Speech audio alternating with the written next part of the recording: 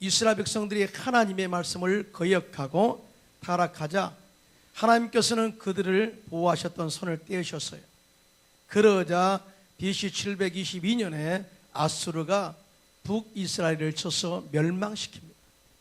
그리고 BC 586년에 바벨론이 유다를 쳐서 멸하고 나머지 백성들을 잡아서 바벨론 포로로 끌어갔습니다. 그 이후에 메데 파사 통치 아래 들어가게 되고 유다 백성들은 파사 왕국의 아닥사스다 왕의 통치와 권세 아래의 노예로 살게 된 것입니다.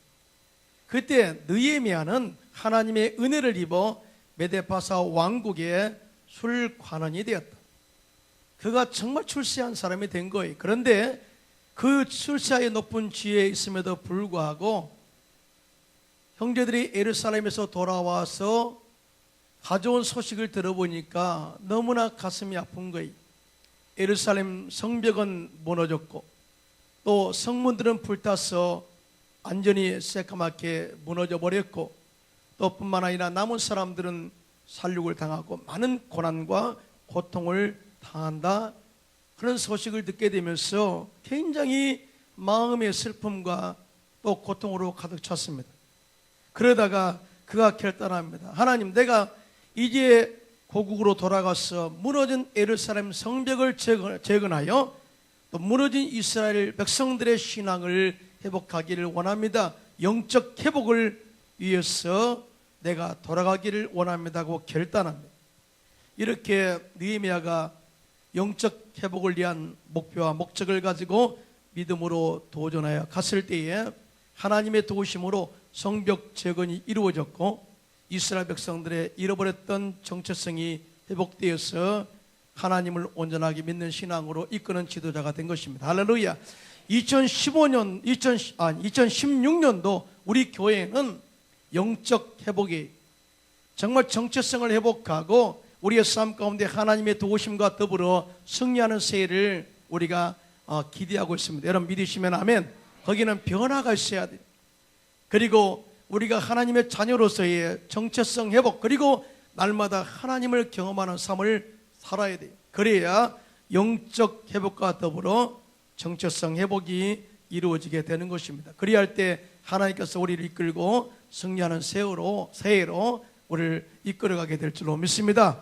이런 축복이 여러분 기대하고 축복을 기대하고 나가시기를 주님의 이름으로 축원합니다. 자, 그러면 느헤미야의 영성으로 새해를 출발하기 위해서는 어떻게 해야 되는? 첫째로 기도로 우리 속에 있는 꿈과 비전을 하나님께 나가 진솔하게 맡기고 기도해야 돼.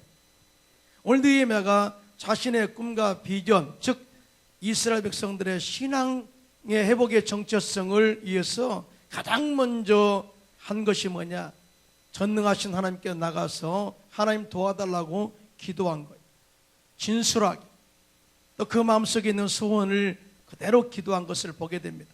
오늘 보면 느헤미야서 1장 4절 5절입니다. 시작. 내가 이 말을 듣고 앉아서 울고 수일 동안 슬퍼하며 하늘의 하나님 앞에 금식하며 기도하여 이르되 하늘의 하나님 야훼 크고 두려우신 하나님이여 주를 사랑하고 주의 계명을 지키는 자에게 언약을 지키시며 긍휼을 베푸시는 주여 간구하나이다 하고 간절히 그 마음의 소원이 꿈이 이루어지도록 기도한 것을 보게 됩니다.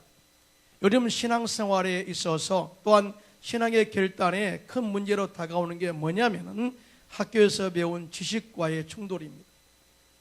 세상에 지식을 너무나 강조하다 보니까 어떤 문제가 생기면 하나님께 나가 기도해서 그 문제를 풀려고 하는 것보다는 오히려 인간적으로 그 문제를 풀려고 하는 그런 시도가 강해지고 있다는 거예요. 그래서 어떤 사람은 문제가 생기면 돈 많은 사람을 찾아가죠. 그리고 도움을 요청합니다. 또 뿐만 아니라 어떤 사람은 인맥을 통해서 세상적인 지위를 이용해서 세상적인 방법으로 문제를 해결하려고 합니다. 요즘 대학에서 경제학을 가르치고 경영학을 가르치고 심리학을 가르치고 그리고 상담학을 가르쳐서 인간 관리, 관계를 어떻게 하면 효과적으로 할 것인가, 이 처세술을 가르치고 있습니다. 그런데 성경은 이 세상의 어떤 지식이나 어떤 방법보다도 훨씬 더 탁월한 인간관계와 경영 방법을 가르치고 있는데, 그것이 바로 하나님께 기도하는 것이라고 말씀하고 있습니다. 여러분 믿으시면 아멘. 다시 말해서 하나님이 엮어줘야, 하나님이 우리의 길을 열어줘야 그 길에 순수하게 풀리고 하나님께서 도움의 온전한 손길을 인도하는 것이지, 우리 인간이 인간적인 방법으로 풀려하는 것은 오히려 힐타리가 엉키는 것처럼 우리 인생에 꼬일 수도 있음을 이야기하고 있는 거예요. 여러분, 느헤미야가 어떤 위치예요? 왕의 술간원이입니다. 다시 말해서 느헤미야가 인간적으로 왕에게 자신의 꿈과 비전을 부탁하기에는 충분히 더 가능성이 있는 위치에 있었다 그 말이죠. 왜냐하면 당시 파사 왕국의 라닥사스다 왕의 술 장관이었어요. 그러니까 왕의 생명을 책임지는 자리였습니다. 그런데 왕이 느헤미야를 그 자리에 세웠다는 것은 얼마나 왕이 느헤미야를 신임했는가를 증명한 것입니다.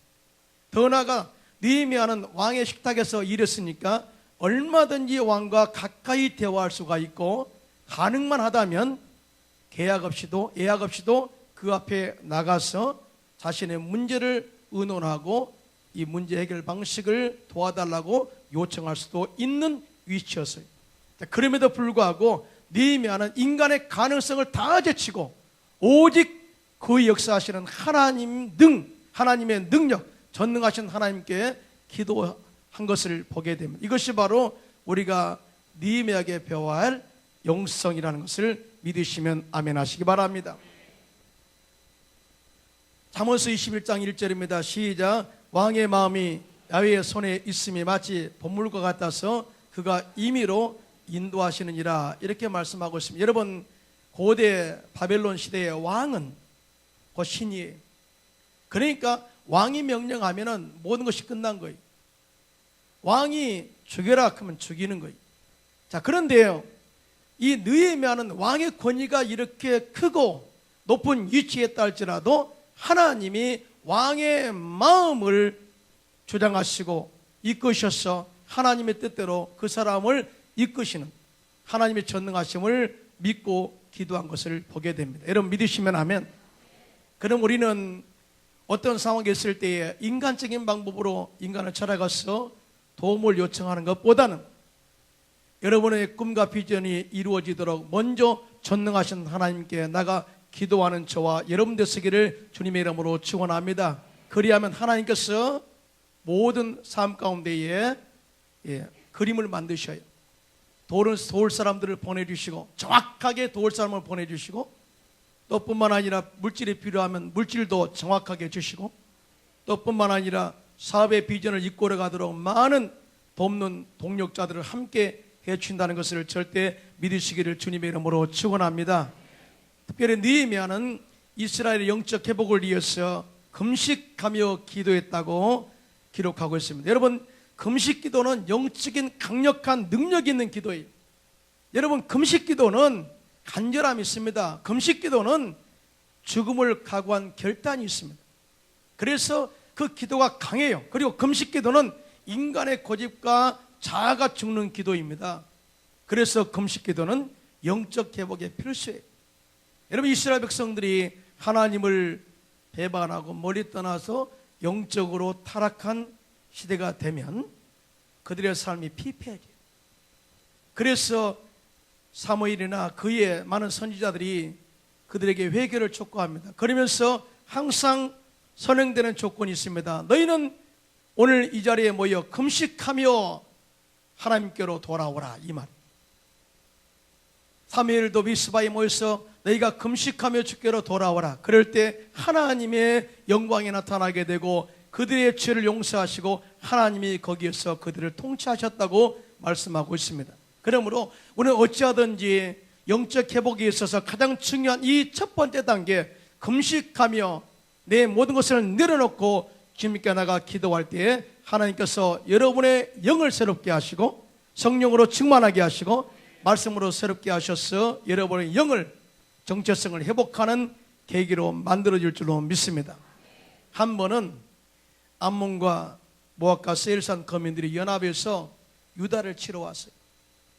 유다 백성들이 그 큰 무리로 인하여 겁을 먹습니다. 당시에 유다의 왕이었던 여호사밧 왕이 하나님께 금식을 선포하며 기도합니다. 하나님, 우리는 이 큰 무리로 인하여 어떻게 할 능력이 없습니다. 그러므로 오직 주만 바라보나이다. 간절히 기도합니다. 역대하서 20장 3절입니다. 시작. 여호사밧이 두려워하여 야훼께로 낯을 향하여 간구하고 온 유다 백성에게 금식하라 공포하며 그들이 나와서 함께 금식하며 하나님께 기도하기 시작합니다. 그러자 하나님께서 선지자를 통해서 말씀하시기를 너희는 이 큰 무리로 인하여 두려워하지 말라. 내일 전쟁터에 마주 나가라. 오직 전쟁은 하나님께 있나니 라고 선포하십니다. 할렐루야. 그래서 여호사밧 왕이 군사들을 조직하고 그 위에 성가들을 조직해서 전쟁의 맨 앞줄에 세워서 성가대로 인하여 하나님의 성호를 영광을 찬양하게 했더니 하나님께서 복병을 두어 암몬과 모압과 세일산 거민들을 치심으로 그들을 스스로 진멸하게 만들고 손 하나 까딱하지 하지 아니하고 유다 백성들은 전쟁을 승리로 이끌었고 그 전리품을 수거하는데 3일이나 걸렸다고 증언하고 있습니다. 할렐루야. 그러므로 이제 여러분들이 세상에 살아갈 때 하나님과 함께 여러분 꿈을 이루는 데에 항상 집중하시기를 주님의 이름으로 축원합니다. 내 자아를 내려놓고 금식하며 결단하고 기도하면 하나님께서 마귀의 진을 파하시고 날마다 하나님께서 우리의 모든 꿈을 이루어갈 줄로 믿습니다. 그래서 이사야서 58장 6절에 다 같이 시작. 내가 기뻐하는 금식은 흉악의 결박을 풀어주며 멍에의 줄을 끌어주며 압제당하는 자를 자유하게 하며 모든 멍에를 끄는 것이 아니겠느냐라고 말씀하고 있습니다. 자, 느헤미야가 이렇게 금식하며 결단하고 하나님께 기도했을 때 하나님께서 왕의 마음을 움직이셔요. 한 번은 왕이 왕 앞에 수정을 드는데 하나님께서 왕의 마음을 움직이셔서 물어봅니다. 느헤미야야, 너는 어찌하여 얼굴에 수심이 가득하니? 사실은 느헤미야는 아닥사스다 왕의 기쁨조입니다. 기쁨을 줘야 할 그 종이 수심이 가득하니까 다른 때 같으면은 물러가라 명령하고 다른 사람을 불렀을 거예요. 그런데 물어봐요. 어찌하여 내 얼굴에 수심이 가득하니? 그때 느헤미야가 이 찬스를 놓치지 않습니다. 왕이시여, 내 얼굴에 수심이 가득한 것은 내 조국 예루살렘이 불타 소화되었고 또 성벽이 무너졌고 백성들이 많은 고통을 당한다고 하니 내 마음이 어떻게 편하겠습니까? 그때 아닥사스다 왕이 말하기를 그러면 내게 뭘 해주기를 원하느냐? 기적이죠. 뭘 해주기를 원하느냐? 그때 느헤미야가 내가 하늘 하나님께 잠깐 묵도 감사 기도한 이후에 내가 기한을 정하고 그리고 왕이시여 살림감독 아삽에게 조서를 내리셔서 내가 돌아가서 내가 머물 수 있는 그 집의 들보 제목들을 다 조기하시고 성곽 세울 모든 제목들을 쓸 모든 재료들을 공급해달라고 다 요청합니다. 그럴 때 다 들어줘요. 그리고 오가는 발걸음에 주변 국가가 우리를 공격하지 못하도록 시위대까지 보내주십시오. 다 보내줘요. 얼마나 감동적이었겠어요. 정말 하나님을 경험한 것처럼 위대한 하나님의 신앙에 영적인 경험이 없는데 느헤미야가 기도했더니 하나님이 역사하시고 움직이는 것이 보입니다. 자, 이렇게 해서 느헤미야가 예루살렘에 돌아왔습니다. 그리고 하나님의 선한 손이 도우신 것에 대하여 감동적으로 선포한 내용이 있습니다. 느헤미야서 2장 18절입니다. 시작. 또 그들에게 하나님의 선한 손이 나를 도우신 일과 왕이 내게 이런 말씀을 전하였더니 그들의 말이 일어나 건축하자 하고 모두 힘을 내어 이 선한 일을 하려 하매 그들이 한 마음으로 성벽 재건에 힘을 모으게 되는 것을 보게 됩니다. 저는 여러분에게 선포합니다. 2016년도 새해에는 모두가 다 하나님의 선한 손이 도심의 은혜를 체험하는 해가 되시기를 주님의 이름으로 축원합니다. 그리고 이런 하나님의 은혜를 간증하는 해가 되시기를 주님의 이름으로 축원합니다. 1876년 여름 미네소타 주의 농사가 메뚜기로 인해서 모두 망쳐버렸어요. 여러분, 메뚜기 군단이 한번 지나가잖아요. 모든 채소가 다 말라버리고 그냥 삽시간에 뜯어먹어버리고. 그래서 다음해인 1877년 봄, 농부들은 앞으로 닥칠 메뚜기 재앙 때문에 걱정이 태산 같았어요. 저는 메뚜기로 인해서 농사에 큰 재난이 닥칠 것 생각하니까 두려움이 다가왔습니다. 상황이 긴박하게 돌아가자 미네소타 주지사였던 존 S. 힐즈베리는 그의 4월 26일을 금식기도 날로 공포했어요. 사실 요즘 미국이 영적으로 하나님과 많이 멀어졌어요. 그래서 학교에서 기도하는 것도 막고 주기도문 하는 것도 못하게 하고 있습니다만은 19세기 때에 미국과 영국은 영적 회복이 강력하게 일어났던 때입니다. 그래서 주지사가 말하기를 남녀노소를 불문하고 모든 미네소타 주민들에게 이 메뚜기 재앙을 막아달라는 기도를 하십시다 했을 때 그들이 다 기도에 동참합니다. 금식 기도의 날인 4월 26일에는 모든 관공서, 학교, 상점들이 문을 닫고 금식 기도하며 간절하게 기도했습니다. 주 전체가 엄숙하고도 거룩한 하루를 보냈습니다. 그리고 다음날 새벽이 밝아왔어요. 그날은 4월달입니다. 그런데 4월이라고 하기에는 이상하리만큼 기온이 한여름 날씨처럼 솟아올랐어요. 그 더운 날씨 때문에 수십억 마리의 메뚜기 애벌레가 아래에서 기어 나와서 땅에 기어다녔습니다. 모든 주민들이 또 두려워했습니다. 그런데 이 날씨가, 더운 날씨가 사흘 동안 계속되었습니다. 그러자 모든 애벌레가 다 부화한 거예요.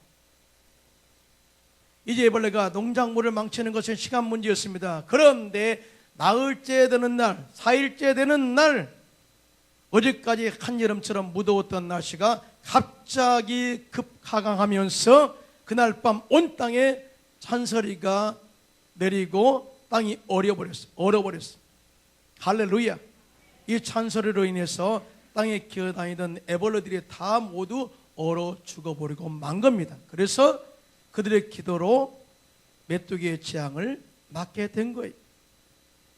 결단하고 금식 기도하면 하나님께서 자연계를 다스리셔서 역사하신다는 것을 경험하고 아직도 미네소타 주 역사 속에서 전해내려고 있는 이야기입니다. 할렐루야. 에레미야서 33장 2절로 3절입니다. 시작. 이를 행하시는 야훼, 그것을 만들며 성취하시는 야훼, 그의 이름을 야훼라 하는 이가 이와 같이 이르시도다. 너는 내게 부르짖으라. 내가 내게 응답하겠고 내가 알지 못하는 그거 은밀한 일을 내게 보이리라. 하나님 역사는 보이게도 역사하시지만은 우리가 기도하면 은밀한 가운데 보이지 않게 왕의 마음도 움직이시고 자연계를 움직이시고 기온도 움직이셔서 우리의 기도를 응답하신다는 것을 절대 믿으시고 2016년도 새해에는 정말 느헤미야 영성으로 기도로 출발해 가시기를 주님의 이름으로 축원합니다.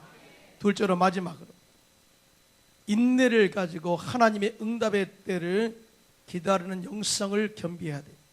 느헤미야가 하나님께 나가 기도합니다. 하나님, 왕의 마음을 움직여 주셔서 내가 예루살렘으로 돌아가 무너진 성벽을 재건해서 이스라엘의 정체성을 회복하게 하여 주옵소서. 기도한 다음에 느헤미야가 환경을 통해서 역사하실 하나님의 응답의 때를 기다렸습니다.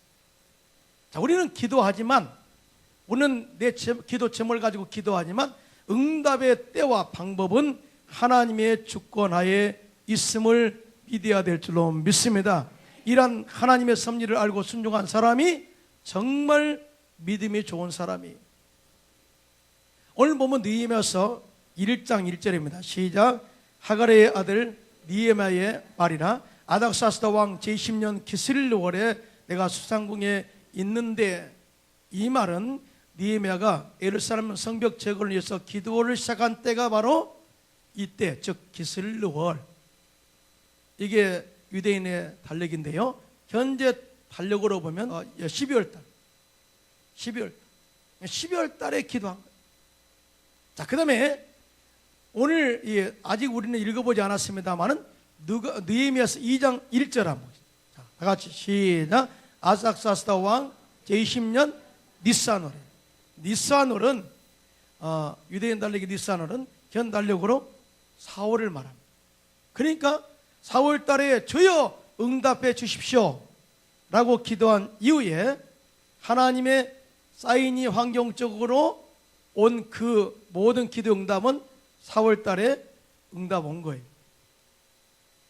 그러니까 우리는 기도하고 난 다음에 하나님의 응답의 때와 방법에 대하여 아는 지혜가 필요하다는 것이죠. 여러분 믿으시면 아멘. 당장 응답이 오지 않는다고 불평하고 원망하고 하나님을 협박해서는 안 돼요. 여러분, 제가 여러분에게 응답의 지혜를 가르쳐 드릴게요. 하나님의 응답의 방법은 4가지가 있습니다. 첫째로 즉시 응답. 하나님은 우리가 기도할 때 즉시로 응답할 때가 많아요. 올 때는 주님의 때가 찼음으로 응답하시고요, 또 이 사람이 복을 받을 만한 그런 준비가 되었으니까 응답하시고요, 때에 따라서는 믿음이 없을 때도 즉시 응답하세요. 왜? 아직 믿음이 없어. 초신자니까 시험 들까 봐. 진짜 그래요.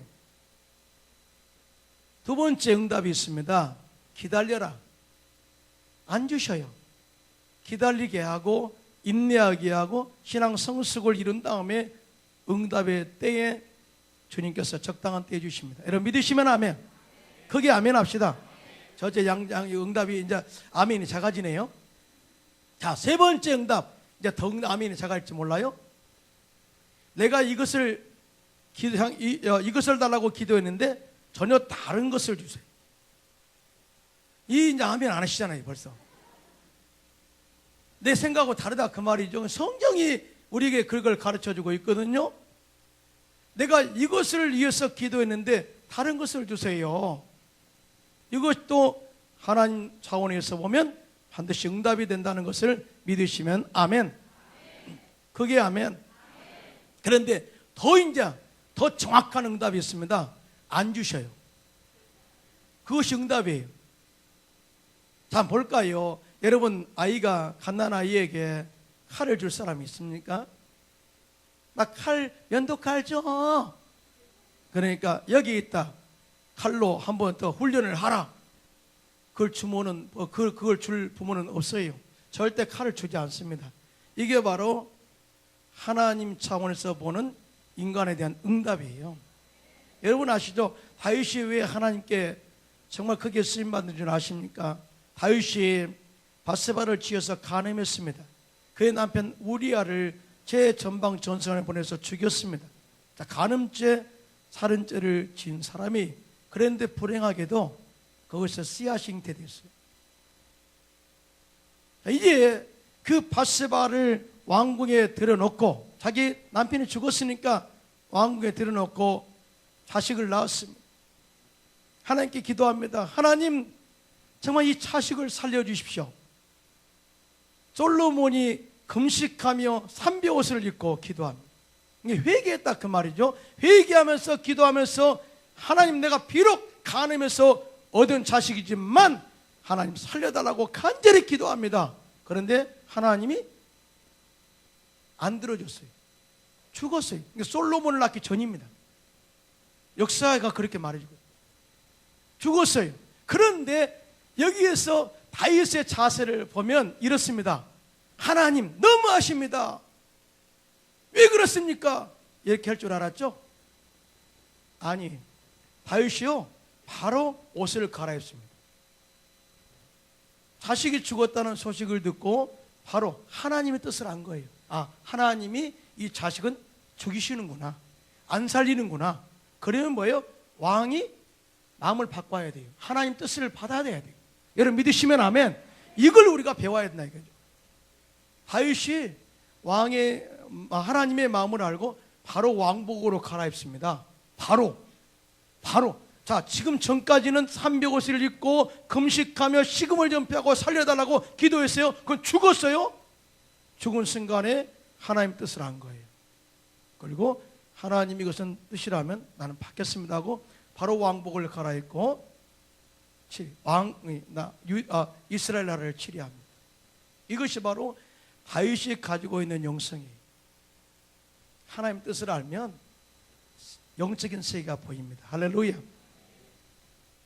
하박국서 2장 3절입니다. 시작. 이 묵시는 정한 때가 있나니 그 정말이 속히 이르겠고 결코 거짓되지 아니하리라. 비록 더딜지라도 기다리라. 지태지지 않고 반드시 응하리라. 여러분 믿으시면 아멘. 기도하고 기다리면 반드시 소중한 가치의 열매를 맺게 된다는 것을 알아야 돼요. 여러분 진주 아시잖아요. 진주가 사람들에게 귀하게 대접받는 이유는 뭐냐? 그 만들어지는 과정이 쉽지 않기 때문에 그래요. 진주도 만들어지는 과정에 따라서 천연 진주와 양식 진주로 나누잖아요. 요즘은 담수 진주가 있더라고요. 그런데 진짜 값비싼 천연 진주는 바닷속에 아빌퀼리테라고 하는 조개의 몸속에서 만들어집니다. 그 조개의 몸속에 모래가 들어가서 진주가 되는 것인데, 그러나 모든 아빌퀼리테 조개가 다 진주를 만들어내는 것은 아니에요. 이 조개 몸속에 모리알이 들어오면 이 조개는 선택을 해야 한다고 합니다. 이 모리알을 거부하면 썩어 죽게 되고, 어떤 조개는 이 모리알을 품고 인내하고 참아낼 때에 그 속에서 라카라고 하는 특수한 물질을 발산하게 돼요. 그리고 그 라카가 모리알을 한겹 감싸고 또 고통스러우면 또 라카를 보면서 한 겹을 감싸고 이렇게 거친 부분들을 점점 부드럽게 만들어서 조개살과 더불어 살아가도록 만들어가는 거예요. 문제는 이 낙하를 만들어낼 때 엄청난 고통이 따른다는 것이죠. 그럼에도 불구하고 그 고통을 참아 이겨내면 모리를 감쌀 때 모리알은 비로소 진주가 되어가고 그 조개는 진주 조개가 되어 최고의 가치를 지니게 되는 것입니다. 진주의 가치는 뭐예요? 고난 속에서 인내하여 만들어진 최고의 사물이라는 거예요. 여러분 믿으시면 아멘. 우리의 삶도 마찬가지입니다. 진주와 같이 영적으로 잘 다듬어진 가치 있는 인생을 기대한다면, 그리고 미래의 큰 사업의 축복을 기대한다면, 가정의 형통과 축복을 기대한다면, 어떤 고난과 많은 어려움에 고통에 다가온다 할지라도 끝까지 인내하고 기도로 승리하시기를 주님의 이름으로 축원합니다. 느헤미야는 환경적으로 역사하시는 하나님의 때를 기다렸습니다. 여러분 성경의 인물들을 보면 쉽게 하나님께 쓰임받는 사람이 거의 없어요. 요셉은 그가 꿈을 꾸고 애굽의 총리가 되기까지 무려 13년을 인내하며 기도했습니다. 야곱은 믿음의 조상으로 쓰임받게 하여 그의 대열에 들어선 이후부터 그 뜻을 이루기 위해서 20년을 인내하며 기도했습니다. 아브라함은 하나님의 믿음의 조상으로 부름받아 그가 순종하여 나간 이후로부터 그의 자손을 위해서 이삭을 아들을 선물 얻기까지 25년의 세월의 기간을 인내하며 기도했습니다. 모세는 출애굽의 지도자로 부름받아 쓰임받기까지 미디안 광야에서 무려 40년 동안 인내하며 기도한 생활을 했어요. 이런 과정을 통해서 하나님께서 그들을 하나님의 일꾼으로 부르셨고 그들의 생애가 빛나고 가치 있게 이끌었던 것을 보게 됩니다. 여러분 아시죠? 우리 인간이 인류 조상 아담과 하와가 하나님의 말씀을 거역하고 선악과를 따먹음으로 말미암아서 인류에게 죄가 들어왔어요. 마귀의 종이 된 것입니다. 지옥으로 갈 수밖에 없는 인생이 된 거예요. 그런데 하나님이 그때 곧 이후에 범죄한 이후에 내가 여자의 후손에서 뱀의 머리를 밟을 자를 보내겠다라고 선포한 이후에 구약의 수많은 선지자를 통해서 메시아가 올 것을 예언했습니다. 그리고 때가 참해 지금으로부터 2000년 전에 하나님께서는 동정녀 마리아를 통해서 성령으로 잉태되게 해서 예수님이 땅에 보내셔서 십자가에서 마귀를 멸하신 것입니다. 할렐루야. 이 모든 것에 대하여 하나님의 계획하심과 섭리가 있다는 거예요. 우리는 신앙생활할 때 악성 루머, 즉 많은 사람들의 참소와 부정적인 말에 이어서 신앙이 무너져서는 안 돼요. 여러분의 영적 가치가 무너져서는 안 됩니다. 느헤미야가 하나님의 응답을 가지고 하나님의 도우심으로 예루살렘으로 돌아갔습니다. 그리고 하나님의 선한 손이 도우신 것에 대하여 이야기했을 때 그들이 한 마음이 되어서 성벽 재건에 힘을 모으게 됩니다. 자, 이렇게 한참 일이 진행되고 있을 때 호른 사람 산발랏이 유다 사람들을 비웃으며 말하기를 이 미약한 유다 사람들이 이 엄청난 일을 할 수 있겠는가 하고 비웃었어요. 그리고 그의 종되었던 암몬 사람 도비야가 곁에 서 있다가 말하기를 그들이 건축하는 돌은 여호가 올라가도 곧 무너지겠다라고 그들을 야유했습니다. 말로 공격한 거예요. 이 말로 인해서 이스라엘 백성들은 기운이 빠졌고요. 그리고 언젠가는 그들이 우리를 공격해서 우리 처자식을 죽일 것이다 라고 두려움까지 쌓이게 된 것입니다. 근데 어디까지 간지 아십니까? 일하는 것을 중단합니다. 마귀의 전략은 우리가 악성 루머를 퍼뜨리고 부정적인 말을 하게 하는 것은 우리가 기분 나쁠 정도로만 시험 들라 그 정도에서 끝이지 않아요. 목적이 있습니다. 우리의 신앙을 중단하도록 하는 목적이 있어서 오는 것인데요, 절대 속지 마시기를 주님의 이름으로 축원합니다. 이 일로 인해서 성벽 재건이 중단되었을 때 느헤미야가 귀족들과 민장들과 백성들에게 다음과 같이 선포합니다. 느헤미야서 4장 14절 시작. 내가 돌아본 후에 일어나서 귀족들과 민장들과 남은 백성에게 말하기를 너희는 그들을 두려워하지 말고 지극히 크시고 두려우신 줄을 기억하고 너희 형제와 자녀와 아내와 집을 위하여 싸우라 하였느니라. 할렐루야. 여기서 우리가 주목해야 할 단어가 귀족들과 민장들이, 그러니까 교회나 또 회사의 가장 중요한 것은 리더인데 마귀는 항상 리더들을 공격한다는 거예요. 그러니까 리더들이 무너지니까 백성들도 무너졌다는 거예요. 그런데 느헤미야가 귀족들 그다음 민장들을 세워서 말하기를 저들을 두려워하지 말고 크고 두려우신 하나님을 기억하라, 바라보라, 시선을 하나님께 돌리게 했더니 귀족들과 민장들이 살아나니까 백성들이 함께 살아난 것을 보게 됩니다. 할렐루야. 자, 이렇게 다시 힘을 얻어 무너진 예루살렘 성벽 재건을 하게 되는데 그들이 얼마나 열심히 했던지 52일 만에 성벽 재건을 완성하고 무너졌던 이스라엘의 정체성을 회복하고 영성 회복을 이룬 것을 보게 됩니다. 할렐루야. 저는 새해 여러분들이 정말 가정이 영적으로 회복하기를 주님의 이름으로 축원합니다. 여러분 사업도 통황하기를 주님의 이름으로 축원합니다. 자녀도 잘 되기를 주님의 이름으로 축원합니다. 그런데 여기에 가장 중요한 핵심이 있습니다. 세상적으로 잘 되기 이전에 먼저 잘 돼야 할 부분이 있습니다. 영적 회복이, 영성 회복입니다. 할렐루야. 그러기 위해서는 영적 회복을 위한 꿈과 비전을 가슴에 품어야 돼. 그리고 그 비전이 이루어지도록 금식하며 하나님께 맡기고 기도하시기를 바랍니다. 그리고 어떤 환경과 상황에서도 절대로 흔들리지 말고 믿음을 굳건하게 서서 인내하고 승리하여 새해는 천지 대복을 받는 새해가 되시기를 주님의 이름으로 축원합니다. 축원합니다.